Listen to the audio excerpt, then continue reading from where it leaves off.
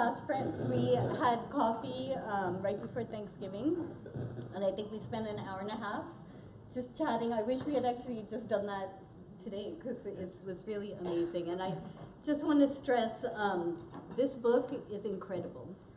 It is lyrical, it is powerful, and it is really impactful and important. So it's important on a personal level, a societal level, and a really global and spiritual level. So I read it the first time in a day, and then I read it a second time this morning, and it's really powerful, and I applaud you for doing something that I think will really heal and help people. So. Thank you. And I think it's a testament that we're not doing coffee at Laura's house, but we're here because obviously you have touched and affected so many people. And that's what I've been hearing for the last few weeks, ever since we said that we're going to do that. And with so many people who are here today, I have people from preschool, elementary school, Frank and Kathy Baxter, who came to my wedding 21 years ago in Delhi. And so it's amazing, many people who have been impacted by your work. So let's just go ahead and start chatting. Let's begin, yeah. So I'm going to start with, I want to stress how lyrical this book is, because many self-help books can get lost in kind of the how-tos. But what's so lovely about this book is your writing. It's so beautiful in the prose. So I'm going to start with this quote, and then we'll just get into it. So through sickness, we discover the blessings of health. Through loss, we discover the true depths of love. Through foolishness, we know maturity and wisdom. Pain shocks us and propels us from where we thought we were, who we thought we were, to something far more real and true. And so I wanted to start with your personal journey, because you have spoken and helped many people through their suffering, but something changed for you when you went through your own suffering. Yeah. I think a lot of you know some of the story, but I was a rabbi for 27 years and had counseled thousands of people through those 27 years as they were on their own journeys through very painful, and in some cases almost unimaginably painful circumstances. And I thought I was, speaking a truth and doing a pretty good job of it. And then I experienced my own pain, physical pain, to a degree that in my universe was unimaginable, frankly, although I'm sure there are worse. But nerve pain is pretty horrible. And you were brought to your knees. I was brought to my knees. So what happened was, son Aaron and I were driving home from dinner. We were driving west on Sunset and right into those two very odd, strange, dangerous intersections by the hotel, by the Beverly Hills Hotel. I had the right of way. I wasn't speeding. Didn't have a drink. We were at Dantana's, spaghetti and meatballs. I might have been a little tired, but and we were going through the intersection, and a very large SUV that clearly didn't know the intersections. There are two left turns there, and the driver was clearly stopped and confused in the middle of the intersection, and we collided in a very frightening car accident, airbags, the whole thing.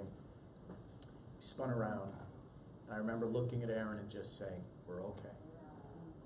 We're okay." And I walked away from that car accident. It was a hit and run, by the way.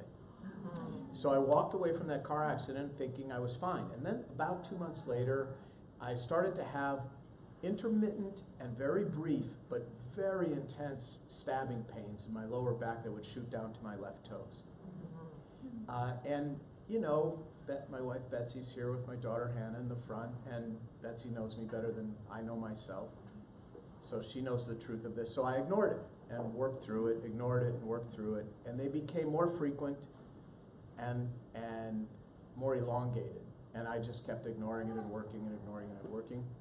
And then one day we were pulling the car into the garage, and I was in all of a sudden, just this constant pain that wouldn't stop, and I could not move my legs. And I don't know if any of you have had this experience or not before. It was the first time in my life when my brain told my body to move and it didn't move. I mean, just imagine your brain saying, I'd like to pick up this bottle. And your brain says, right hand, pick up bottle. And it doesn't move. It's very frightening. And Betsy called the doctor. The doctor said, call the paramedics. You can't lift him out of the car. What did I say, of course? The old me. I don't need the paramedics. I said it a little more crassly than that. And so I opened the car door and I tipped my upper body over until gravity caused me to kind of flop out of the car like a fish onto the garage floor. And then I used my upper body to drag my lower body across the garage floor, the grease and the oil and all of that, up 4 or 5 stairs into the house. And that door from our garage goes into my study at home. And I got a couple feet inside the house and I just curled up fetus-like, screaming and begging for morphine. And Betsy, of course, had to watch this. And one of the nice things about being a rabbi, there are difficult things, but one of the nice things is how doctors, they just run to treat you if there's a problem. Yes. I think it's probably really bad karma if the rabbi dies and he's one of your patients. But when you're a rabbi boy, doctors take care of you. Good care. Yeah, you get excellent medical care, even in this environment.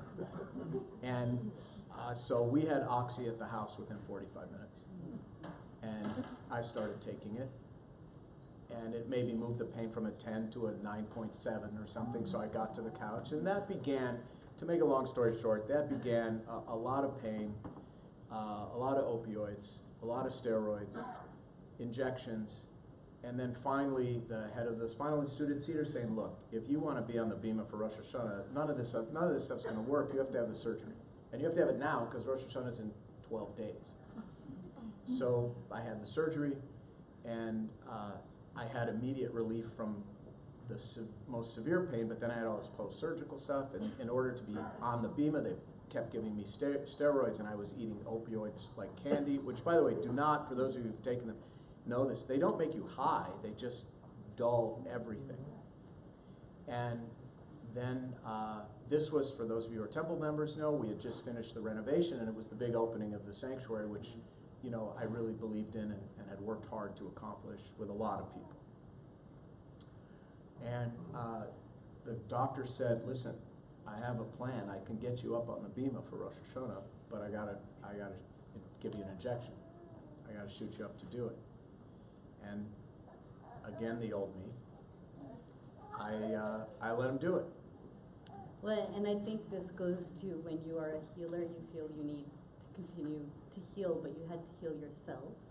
And we talked, the first thing that came up for me when we met was this idea of the weeds and the yellow birds, which you said was actually one of the title you wanted to do that.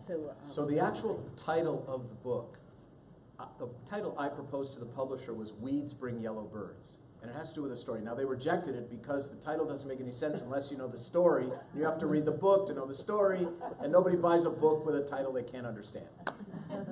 But this was my intended title for the Weeds Bring Yellow Birds. Betsy even painted a picture for the cover of the book. So those who've been to our home, many of you have, we have this steep hill in the back.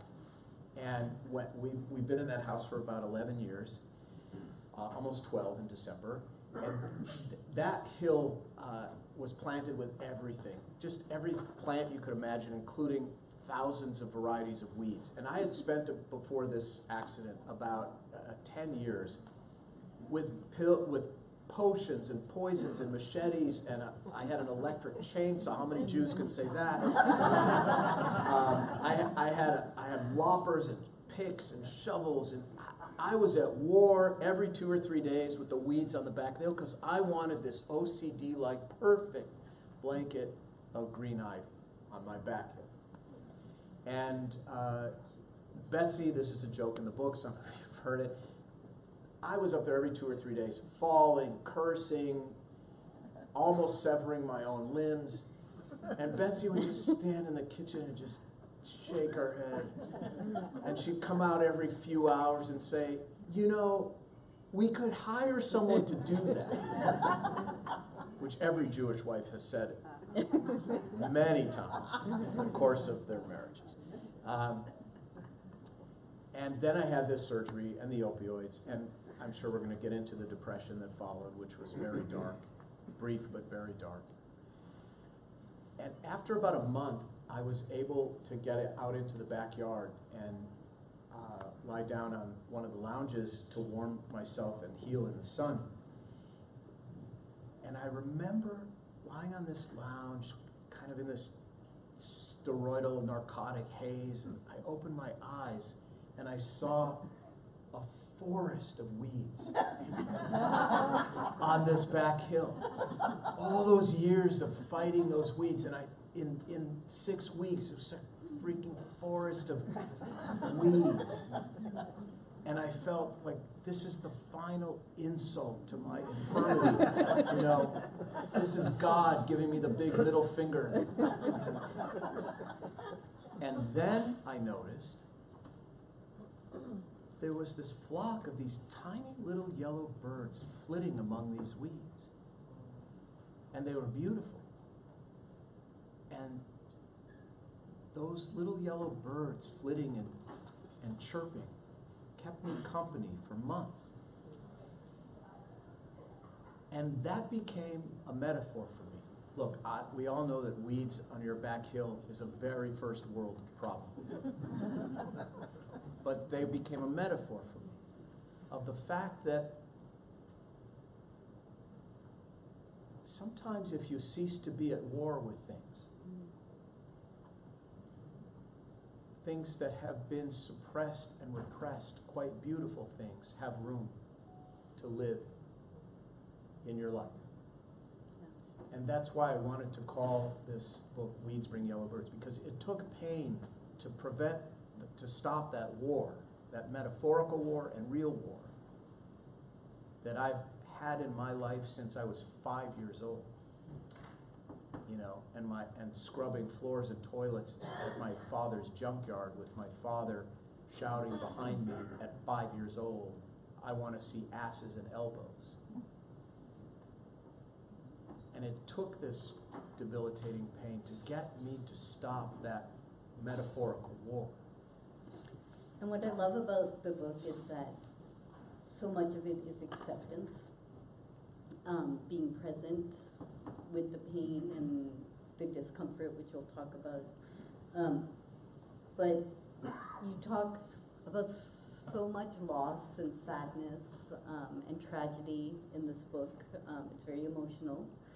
People have lost children who have done bad things and how they overcome that. And even in your own case, where you went through depression, we had a conversation about, you know, why do bad things happen to good people? Yeah. And you had really a profound Yeah, response. so when Mallika and I were meeting just before Thanksgiving, she said, you know, this is the next why bad things happen to good people. And I stopped her and I said, you know, everyone says that, but that's not the title of the book. Look, I've been a rabbi 30 years, and in all of those 30 years, people have come to me and said, Rabbi, you know that book, Why Bad Things Happen to Good People? That's what everyone thinks Harold Kushner called his book. He didn't.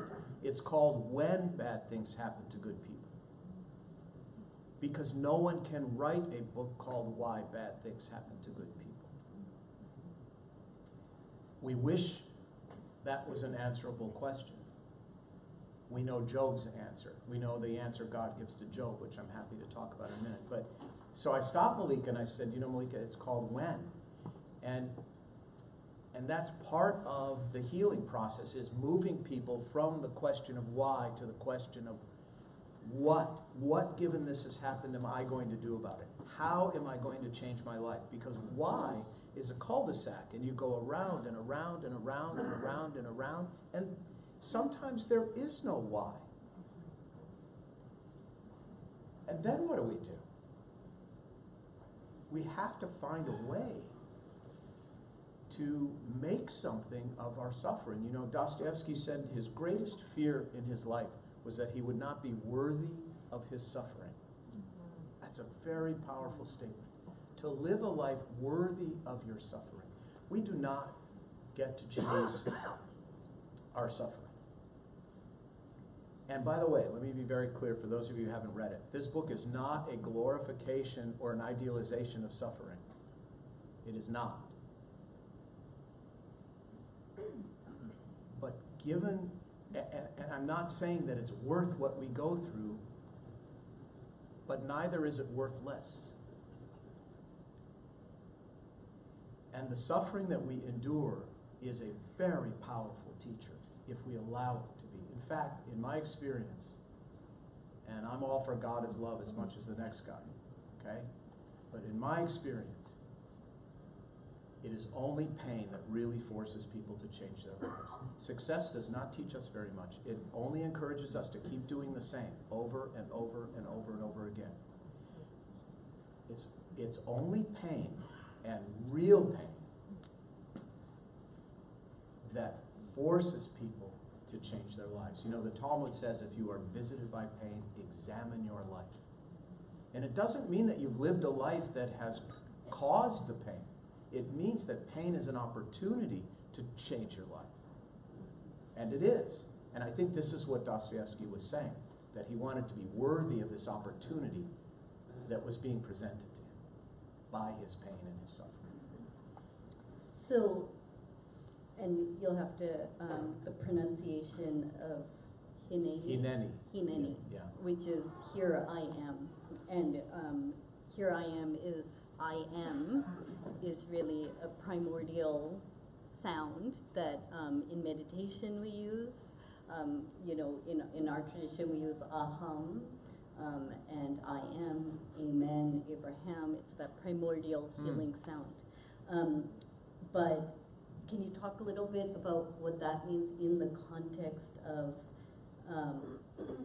you have a passage here, the truth is there are no answers to the chaos that is pain. There's nothing to say except Hineni, here I am. Here I am. Yeah.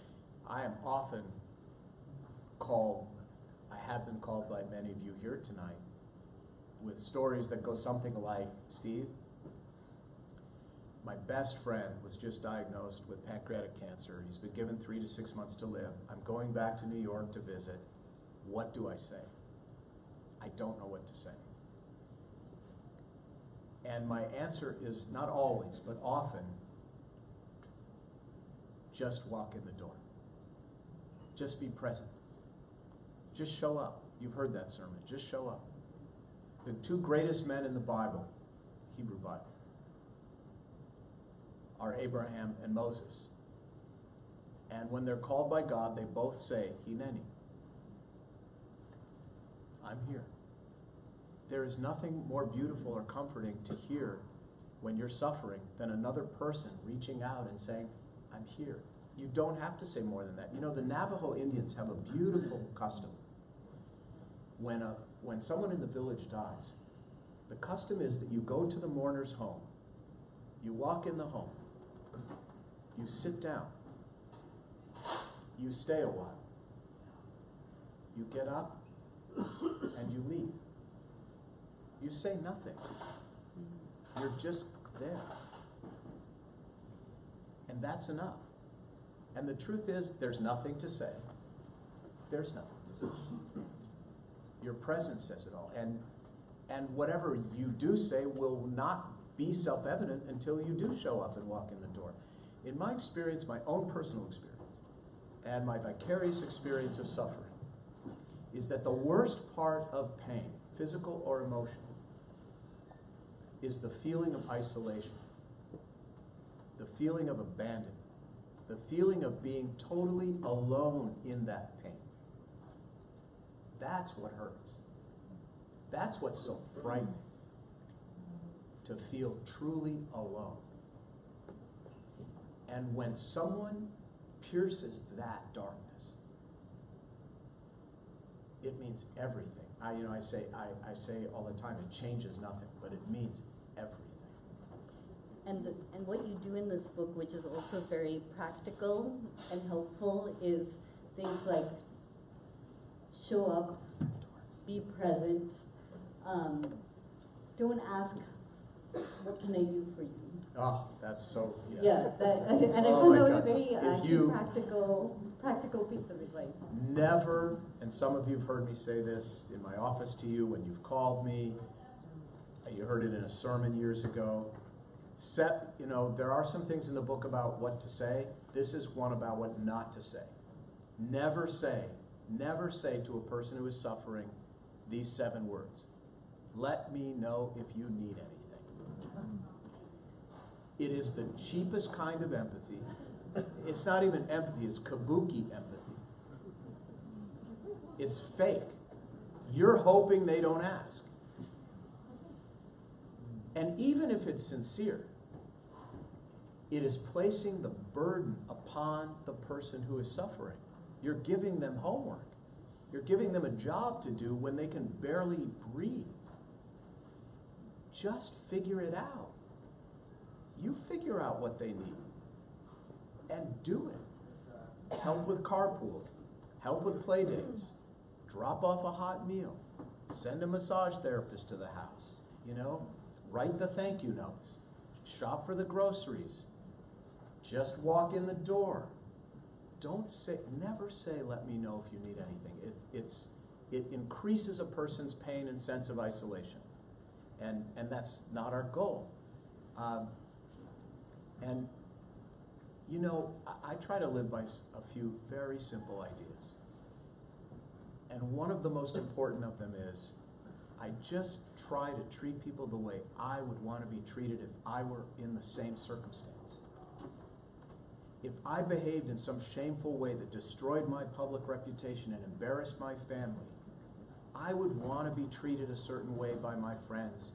I would want to be treated with kindness and compassion, not with condoning, but with kindness and compassion. So when I encounter someone whose life has imploded, I just try to treat them the way I would want to be treated. And I don't say, hey, let me know if I'm sure this sucks, let me know if you need anything. That's not compassion. And I'm going to jump ahead because we did have this talk about forgiveness. And forgiveness does not undo the past, but it does make a different future possible. What does it mean to say I'm sorry? And also in a culture today where every day, we're reading about Yes. new, what's the word? Opportunities for apology. Opportunities for apologies. You were, and I'm just going to say it outright, one of the last interviews that Charlie Rose did. So can you talk a little bit about what's happening in society today, asking for forgiveness and most powerfully saying I was wrong? Yes, so that was quite, I have to say, I had a very now telling moment with him. I was interviewed by all 3. Gail King did most of the interview. She actually read the book, which was so generous of her. And Charlie only asked one question at the end. We were talking about, there's a piece in the book called The Prisoner Cannot Free Himself, about the importance of when we're suffering, the importance of being willing, humble enough to reach out for help. No one goes through pain better alone. No one. We have to reach out. We can't free ourselves from our suffering. And so we were talking about that, and Charlie looked at me with what to me felt at the time like a very different kind of look. This was 2 days before the whole thing blew up, and he said, and people will want to help you, right?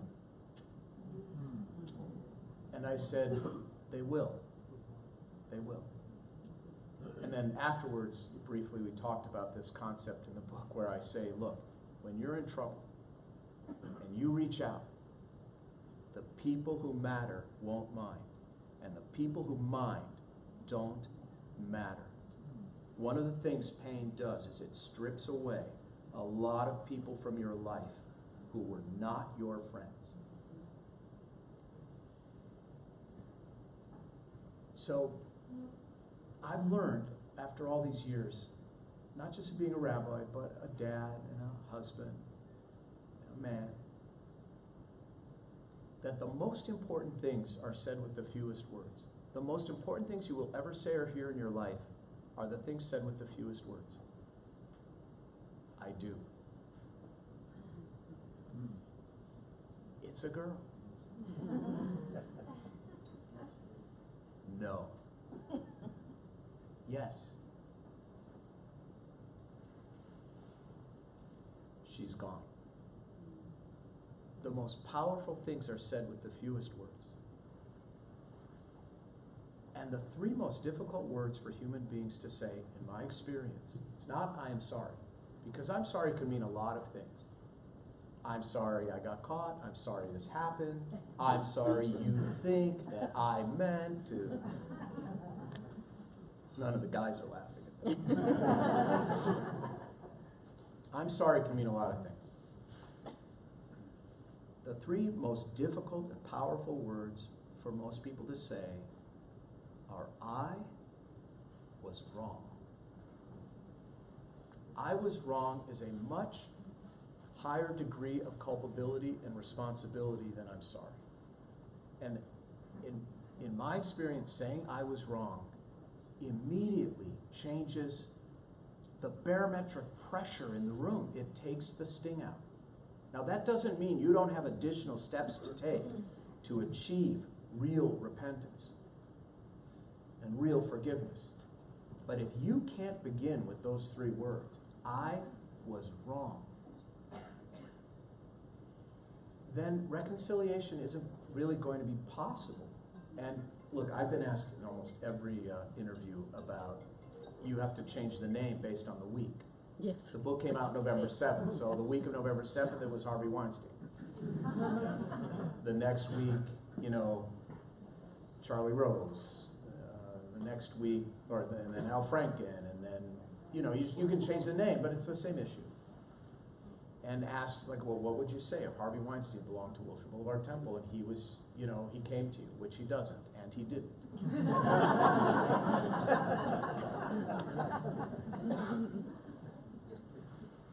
And what I would say is, look, this is the best and last opportunity you will have to really change your life. If this isn't bottom, and if this isn't painful enough to force you to change your life, then I have really nothing to say to you. But if this is bottom, then this is your opportunity to really change your life and live freer, more honest, liberated life. This is your opportunity to really uncover and go to war with your demons, because this is about your demons. And there is another side to this. This is why the book is called More Beautiful Than Before, because we talked about this a little bit the other day. I think that what it means, spirituality is a word that's it's lost its currency because it's just overused. I can tell you what I think it means. What I think it means is to be able to hold within your soul two diametrically opposed truths, and to live within the dichotomous tension between those two truths. And in these cases, it's to be able to live with this truth that you can only be great by being completely humble. That humility is required for greatness. And greatness is required for humility. it's being able to hold those two truths together in your heart and soul that is the essence of what it means to be a spiritual person. So if this isn't humbling, you can never be, truly great. It's this, and here's the other paradox. We are only whole after we're broken. People who have never been broken are of no interest to me. They're very dull. They have nothing much to say. The reason, I hope this doesn't embarrass you, Betsy, but I was wrong. I'll just say it later. I was wrong.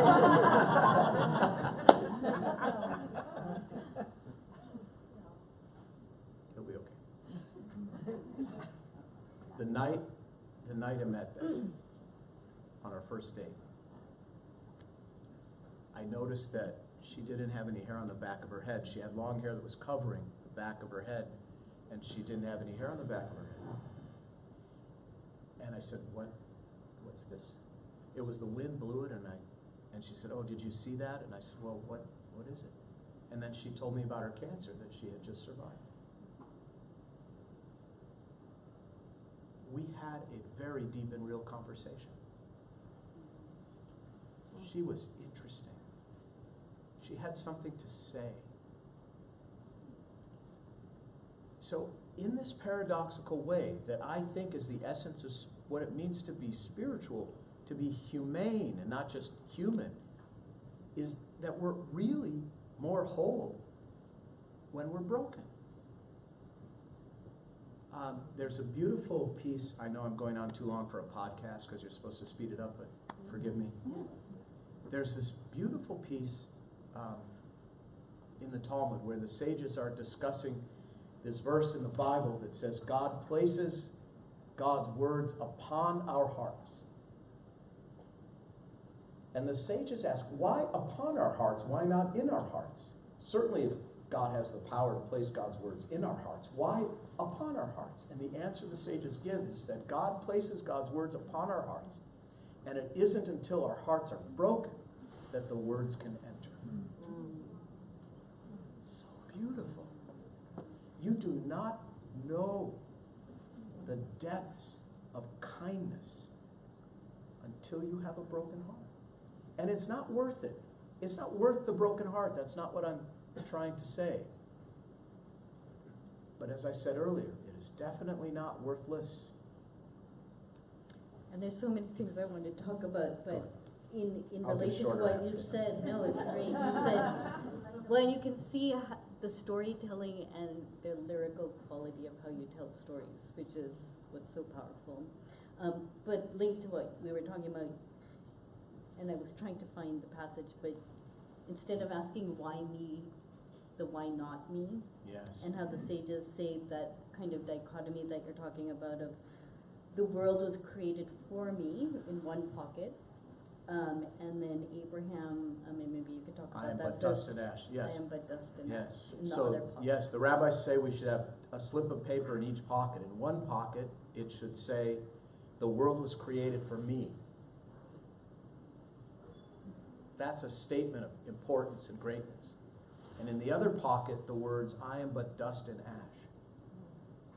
This was the rabbi's way of saying that we live within the tension of these two truths. They are equally true. You know, let's think about, for those of you who are, members of the temple, and those of you who will be someday soon, I hope. Get a free book. Think about our sanctuary and how it makes you feel when you enter. It makes you feel two contradictory feelings at the same time. You walk into the sanctuary and you have this feeling of grandeur, of transcendence, of, oh my God, which is what everyone says when they walk in there for the first time. You have this feeling of transcendence, of greatness, and smallness. Greatness and humility together. And it's generally pain that teaches the humility. And pain is an invitation to be kind. Yes. and you talked about that earlier, but it's so powerful, the story by Rabbi Finkel, when he asked, who can tell me what the lesson of the Yes. Holocaust is? Yeah. And the blankets. Yeah. Can you talk about that? So this is a story about a group of business people. Howard Schultz from Starbucks was one of them. Went on a tour to Israel. There are a lot of Jewish organizations that organize a lot of tours for wealthy people to go to Israel. He was on one of them. And they brought him in to see Rabbi Nissim Finkel, very famous rabbi who survived the Holocaust. And he asked this group, he also has Parkinson's, very hard to listen to, uncomfortable in a way for people that aren't used to that to be around. And he came into the room with these very powerful American business people, and he walked in, he was a no-nonsense guy, and he said, I've only got a few minutes. And he says to this group, I've only got a few minutes to be with you. He's obviously an emeritus rabbi, so he could talk like that. I've only got a few minutes to be with you. My question for you is, what is the lesson of the Holocaust? And one guy sheepishly raises his hand and he says, never again? And he says, no. What is the lesson of the Holocaust? And no one would answer. And he said, you're useless. This is the lesson of the Holocaust. When the Jews got off the cattle cars and were separated into men and women and then shoved into the barracks with whips and dogs, one blanket was given to every fifth person. And that person had to make a decision whether he or she was going to wrap him or herself entirely in that one blanket or spread it over 4 other people. And that is the lesson of the Holocaust. Now go back to America and spread your blanket over other people.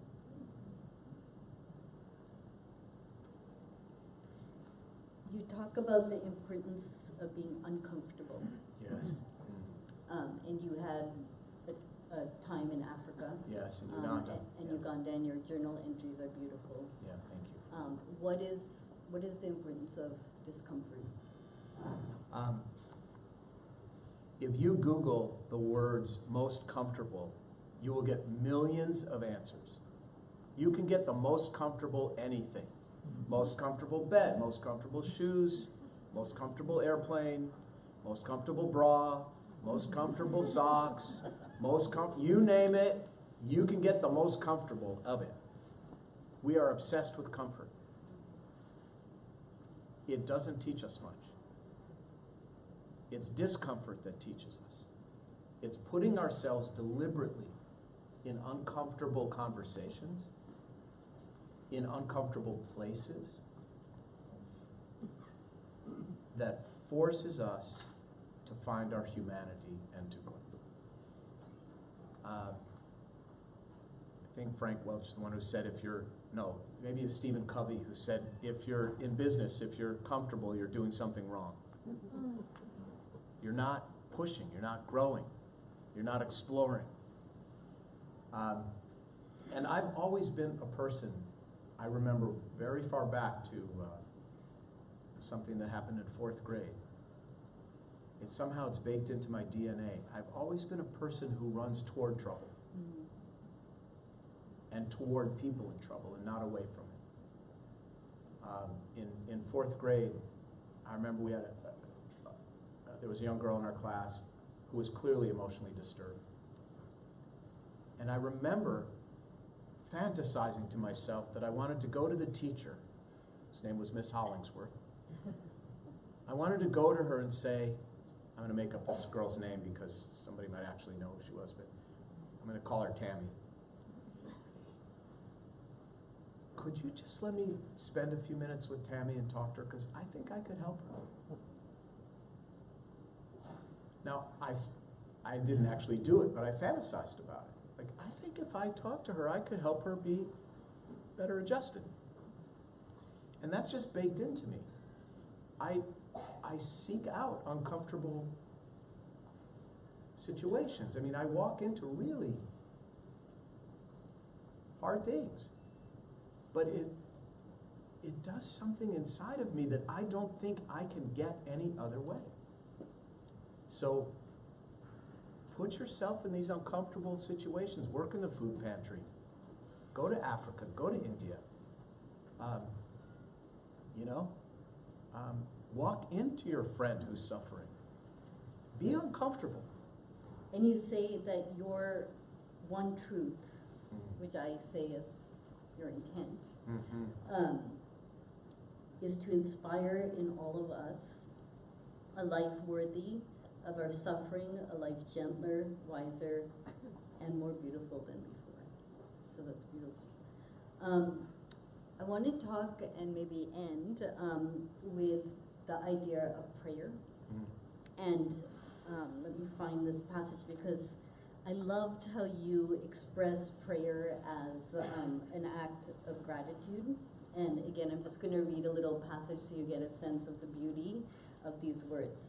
We pray to thank God, that power behind all powers, the power of the mountain and the sea, my children's laughter, my wife's shy smile, ripening fruit and flowers opening petals to the sun, the power of the cosmos and the quark, the power of breath in our souls each morning, the power of awe and wonder.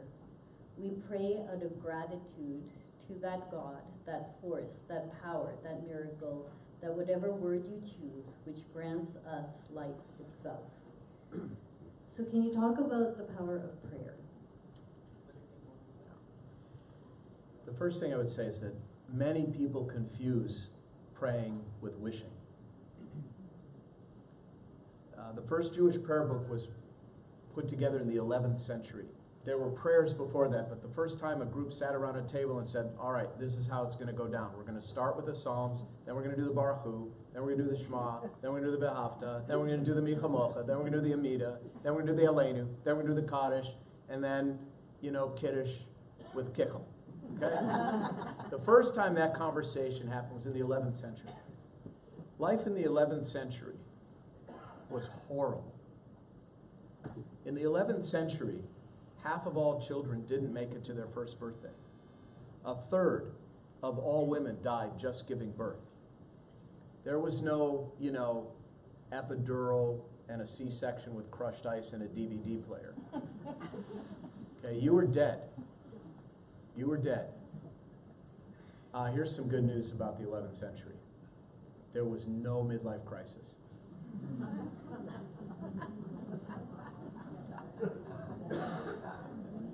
Because you were a child till you were 12 or 13. Then you got married, had your own family, and by the time you were 35 or so, you were toothless and dead. Life was horrible in the 11th century. But the rabbis and sages put together a prayer book. They knew, they had to know, because they were surrounded by more horrible death and suffering than any of us will ever see in our lives unless we go to war. They had to know that all the praying in the world didn't keep people alive. The prayer book is not a book of wishes. If God was in the wish-granting business, all of our lives would be different. Prayers are mostly expressions of awe and gratitude, which means prayer is meant to create within us intention, to use your word. Prayer is about changing us. It is not about manipulating God. Now, this is often misunderstood, and therefore people are disappointed by religion and by prayer. But that's not because of religion and prayer. It's because they have confused praying with wishing. So for me, when I pray, I am trying to create a deeper sense of awareness within myself, a deeper sense of gratitude within myself. The first thing a Jew says upon awaking in the morning is Modeh ani lefanecha melech chai v'kayam shehechazarta bi nishmati v'chemla rabbe emunatecha. Blessed are you, Adonai, our God, who has restored to me my breath. We say, thank you, I'm awake.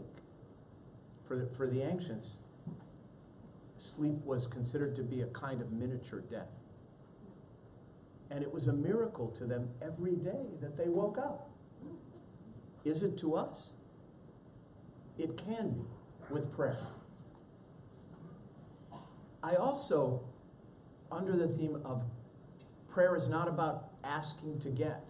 When I pray, I also am praying to let go of things, to get rid of things.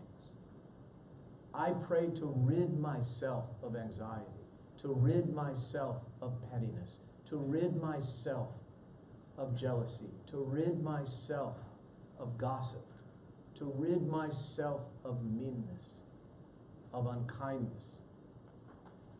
So prayer is awe and gratitude and letting go. That's prayer. And that's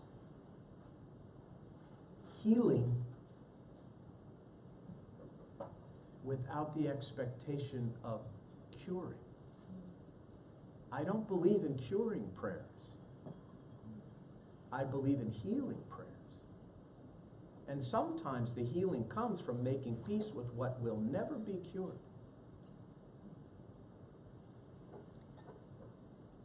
So, on that, will you end by leading us through I brought something. a prayer? Yeah. Before we conclude, I brought up my morning prayer that I'm going to share with all of you. I want to say thank you. First of all, to all of you for being here. Many of you have allowed me to be on your journeys with you. Some of you have been on mine with me. I know when I look out in this room, and I know when I look out on Kol Nidre at 2,000 faces, I think I may be the only one in the room who really knows all of the stories and how much pain is in the room. So I want to, before I conclude with this, say thank you to all of you who allowed me to be a part of your journey and who have shown up when I've needed you. I want to say a special thank you to the remarkable friends who put this together tonight. I want to thank the husbands for being here, and I want to thank the women for making this thing happen. This is an irrepressible group that can do anything. So I want to say a real thank you to Robin and to Elliot, to Rich and Dana, to Lara, to Lauren, to Brad and Lisa and Richard and Tammy. Thank you. This was a lot of work. And I want to say a special thank you. Yes, please.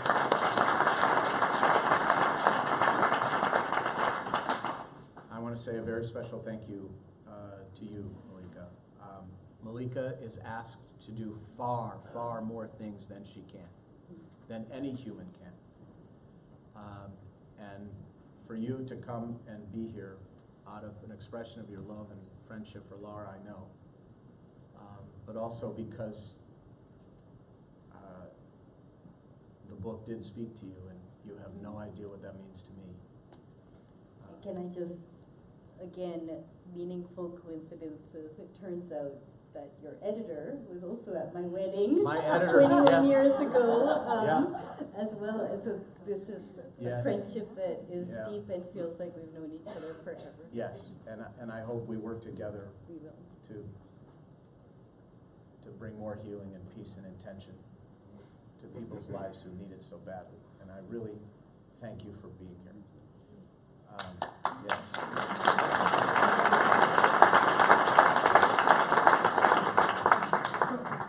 And I won't embarrass them, but I want to say thank you to Hannah and Betsy for being here too.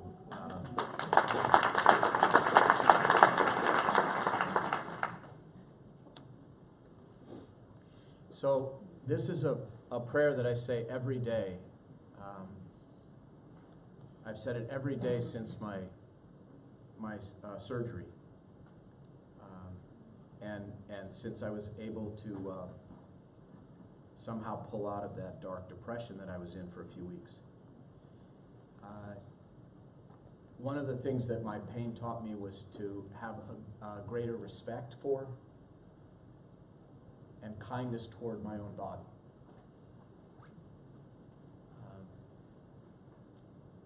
And this is a prayer that thanks God for the miraculous workings of our bodies.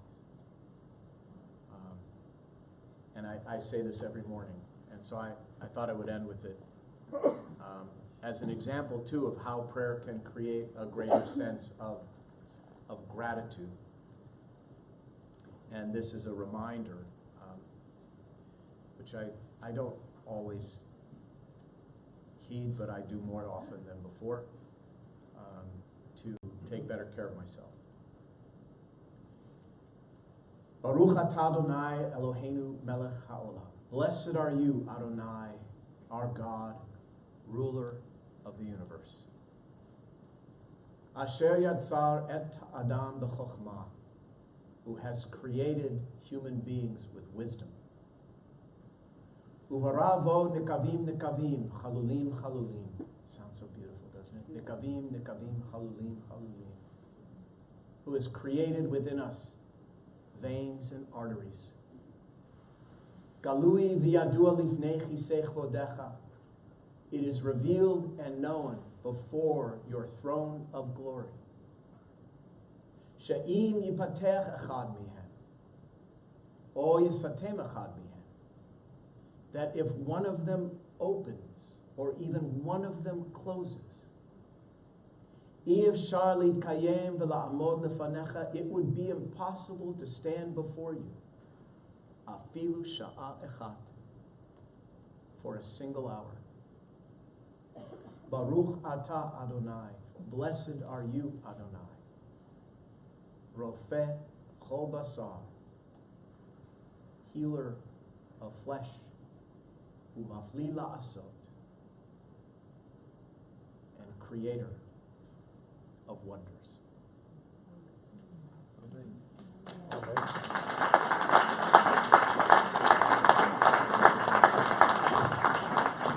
Thank you all for being here tonight. I want to say a word about books, because you're going to find out when you go onto Amazon that there aren't any. So there will be. You can pre-order on Amazon and they'll get to you in 2 weeks, or you can get them tonight, but there won't be any between tonight and 2 weeks anywhere in the country. So now's the time. It's sort of good and sort of bad. But. And I do want to stress, buy many, because this is a gift that honestly is impactful and moving. Thank you. Thank you, everyone. I'll be behind the table for those of you who want to say hello.